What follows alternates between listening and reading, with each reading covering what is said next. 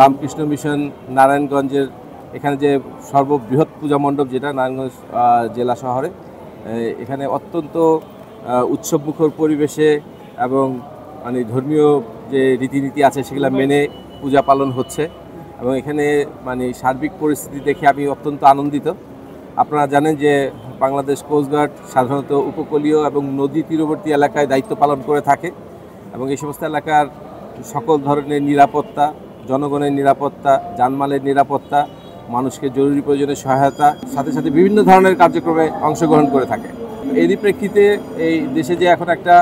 ধর্মীয় উৎসব চলছে, তো দেশে যে সকল ধর্মীয় উৎসব হয়, আমি মনে করি যে এই শারদীয় দুর্গাপূজাটা হলো একটা অন্যতম বৃহৎ ধর্মীয় উৎসব, যেখানে দেশের একটা বৃহৎ অংশের লোকজন এই উৎসবে তাদের ধর্মীয় রীতিনীতি পালন করে থাকেন। তো যার জন্যই দেশের আইনশৃঙ্খলা বাহিনীর একটা অত্যন্ত গুরুত্বপূর্ণ দায়িত্ব যে এই সময়টা শান্তি শৃঙ্খলা বজায় থাকে এবং সবাই যাতে সৌহার্দ্যপূর্ণ পরিবেশে এই ধরনের অনুষ্ঠানটাকে আয়োজন করতে পারেন, উপভোগ করতে পারেন এবং তাদের ধর্মীয় রীতি অনুযায়ী তাদের যে সমস্ত শ্রদ্ধাবোধ পালন করতে পারেন, সেটা এনশিওর করার দায়িত্ব বাংলাদেশ কোস্টগার্ড সকল আইনশৃঙ্খলা বাহিনীর পাশাপাশি নিয়ে থাকে। এবং এই সমস্ত মানে আমাদের দায়িত্ব পালনরত যারা ভাই বোনেরা আছেন বা এখানে আইনশৃঙ্খলা বাহিনী যারা আছে,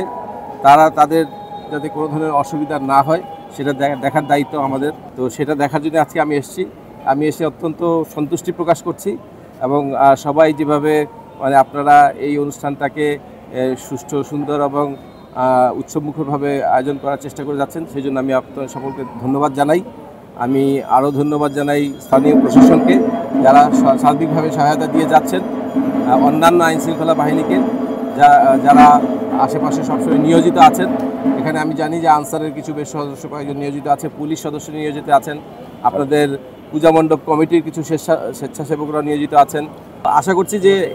যেভাবে আমরা আপনাদেরকে নিরাপত্তা এবং আপনাদেরকে সার্বিক সহযোগিতা দেওয়ার ব্যবস্থা করে যাচ্ছি, এতে আগামীকাল পর্যন্ত